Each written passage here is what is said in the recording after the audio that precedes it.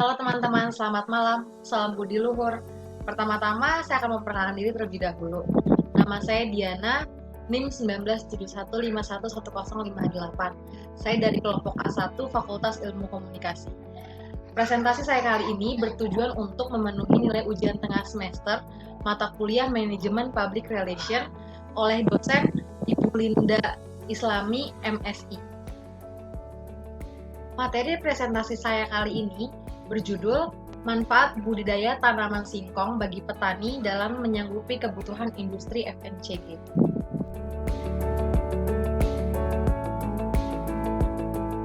Pertama-tama, saya akan menjelaskan apa itu industri FMCG.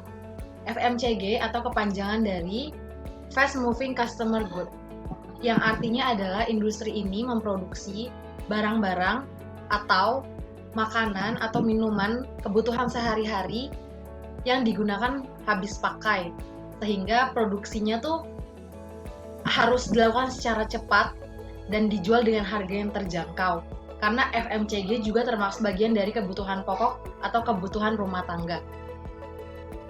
Di Indonesia sudah ada beberapa perusahaan. Setelah kita membahas tentang topologi Goa Sulawesi Selatan, selanjutnya kita akan masuk ke materi selanjutnya, yaitu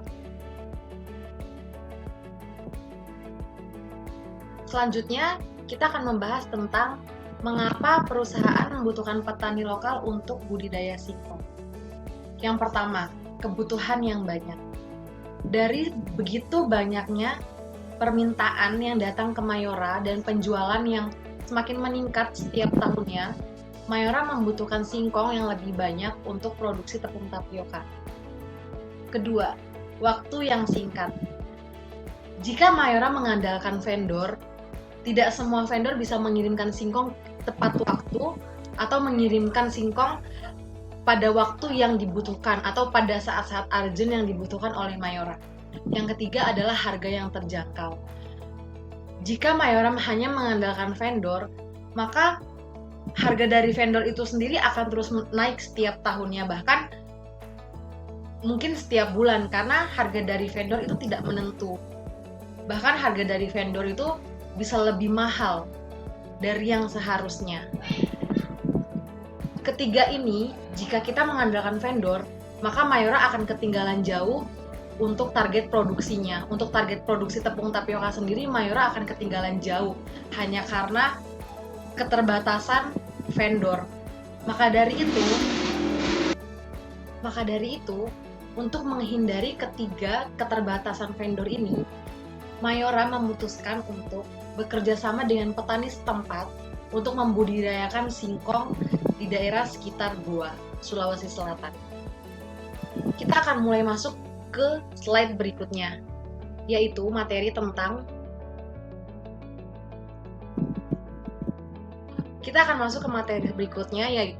solusi yang menguntungkan. Kenapa dibilang solusi yang menguntungkan? Karena solusi ini tidak hanya menguntungkan perusahaan, tapi juga menguntungkan petani.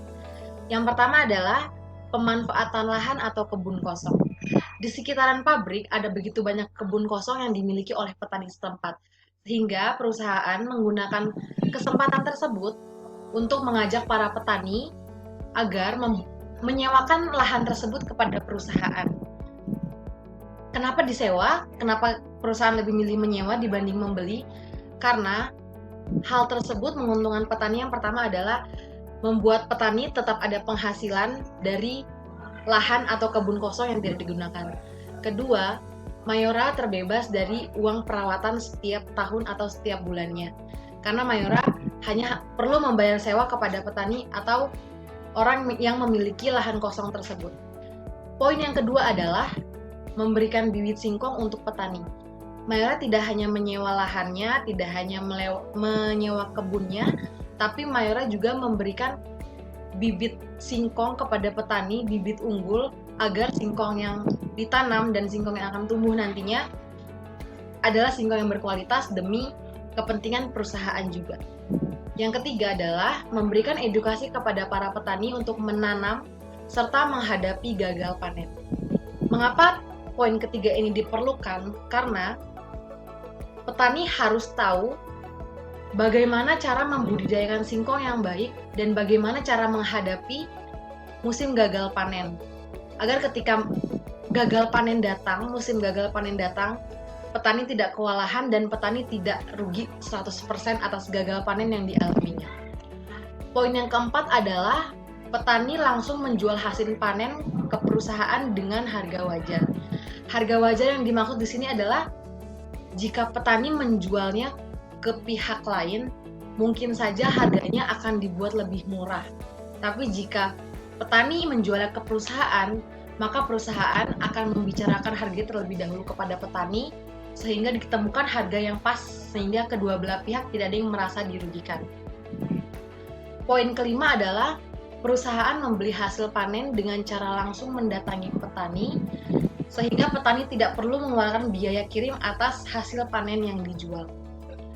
Hal ini perusahaan pikirkan karena tidak ingin membuat beban petani berat dikarenakan ongkos kirim yang harus ditanggung. Sehingga jika rumah petani jauh sekalipun dari pabrik, maka petani nggak perlu mikirin betapa susahnya atau betapa mahalnya ongkos kirim yang harus dikeluarkan untuk mengirimkan singkong ke perusahaan. Maka itu mengapa di materi kali ini dibuat atau dinamakan solusi yang menguntungkan. Karena menguntungkan sisi petani dan juga menguntungkan sisi perusahaan.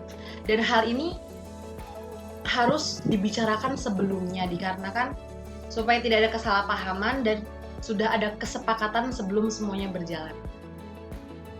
Selanjutnya adalah keuntungan.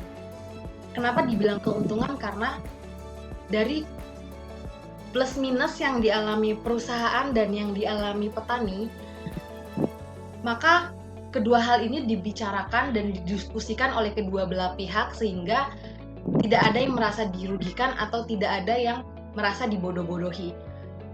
Seperti yang kita tahu, petani mungkin merasa pengetahuannya kurang tentang kontrak kerja atau tentang harga atau tentang apapun yang modern, sedangkan pabrik mungkin merasa lebih maju akan itu semua.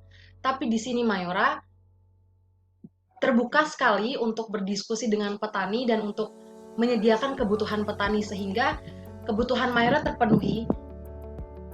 Pencapaian atau target Mayora untuk singkong sendiri dapat terpenuhi setiap bulan atau setiap tahunnya. Dan kebutuhan petani akan pendapatan dari hasil penjualan panen itu sendiri terpenuhi dengan normal. Sehingga kedua belah pihak boleh bekerja sama dengan baik dan dengan rasa aman. Tidak ada yang merasa dibohongi atau dicurangi. Dari beberapa poin yang sudah saya jabarkan tadi tentang plus minusnya perusahaan dan plus minusnya petani, dari itu semua kami berharap, tim public relation berharap petani dan perusahaan boleh sama-sama sejahtera dan bekerja sama dengan baik. Dan di sini dengan terus naiknya penjualan dari PT Mayora, perusahaan juga ingin membantu petani dan para pedagang kecil yang sudah bekerja sama dengan Mayora. Sehingga sebisa mungkin kami akan terus memikirkan bagaimana caranya agar kerjasama dengan pedagang kecil dan petani boleh terus terjalin dengan baik, demi kepentingan dan target perusahaan juga.